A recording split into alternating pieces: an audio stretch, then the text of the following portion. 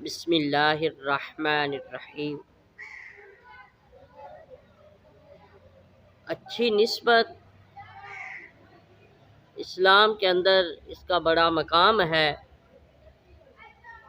جب انسان کی نسبت کسی اچھی چیز کی طرف ہو جاتی ہے، کسی اللہ کے بندے کی نسبت کسی چیز کی طرف ہو جاتی ہے،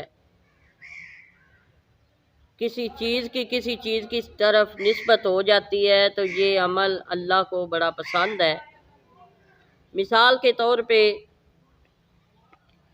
اللہ کی بندی حضرت ہاجرہ رضی اللہ تعالی عنہا جب حضرت سیدنا اسماعیل علیہ السلام کے لیے پانی تلاش کر رہی تھی تو کبھی صفا کی پہاڑی کی طرف دوڑتی، کبھی مروہ کی پہاڑی کی طرف دوڑتی کہ کہیں پانی مل جائے۔ وہ دوڑنا اللہ کی بندی کا اللہ کو یہ ادا اتنی پسند آئی اپنی بندی کی کہ اللہ نے فرمایا ان الصفا والمروہ من شعائر اللہ، کہ بے شک جو صفا اور مروہ ہیں یہ اللہ کی نشانیوں کے لیے ہیں، یہ اللہ کی نشانیاں ہیں۔ اور اللہ کو یہ ادا اتنی پسند آئی کہ قیامت تک حاجیوں کو یہ حکم دے دیا گیا کہ قیامت تک جب بھی حاجی حج کے لیے جائیں گے تو اللہ کی اس بندی کی ادا کو وہ بھی ادا کریں گے۔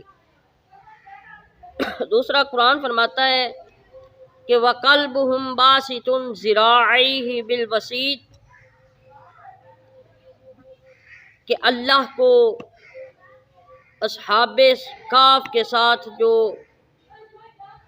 کتے کو اللہ کے اس پسندیدہ بندوں کی نسبت ہو گئی،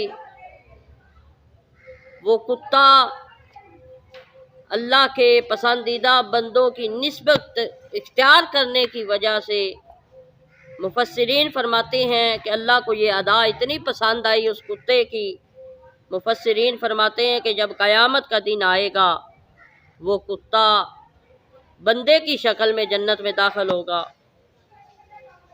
تو نسبت بڑی اعلیٰ چیز ہے۔ الحمدللہ ثم الحمدللہ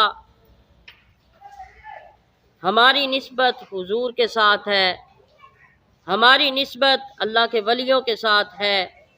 ہم اللہ کے ولیوں کو ماننے والے ہیں، اللہ کے نبیوں کو ماننے والے ہیں، حضور کے صحابہ کو ماننے والے ہیں، حضور کی اہل بیت کو ماننے والے ہیں، ہم تو سب کے ماننے والے ہیں۔ ہم الحمدللہ حضور کی جتنی بھی ازواج مطہرات ہیں ان کو اپنی مائیں مانتے ہیں، اس لیے ہماری نسبت جو ہے، بلکہ آقا کریم صلی اللہ علیہ وآلہ وسلم کی حدیث مبارکہ ہے کہ انت مع من احببت، کہ جو جس کے ساتھ محبت کرتا ہوگا اسی کے ساتھ رہے گا۔ الحمدللہ ہم تو حضور سے محبت کرتے ہیں، حضور کے صحابہ سے محبت کرتے ہیں، حضور کی اہل بیت سے محبت کرتے ہیں، حضور کی بیویوں کو اپنی مائیں مانتے ہیں۔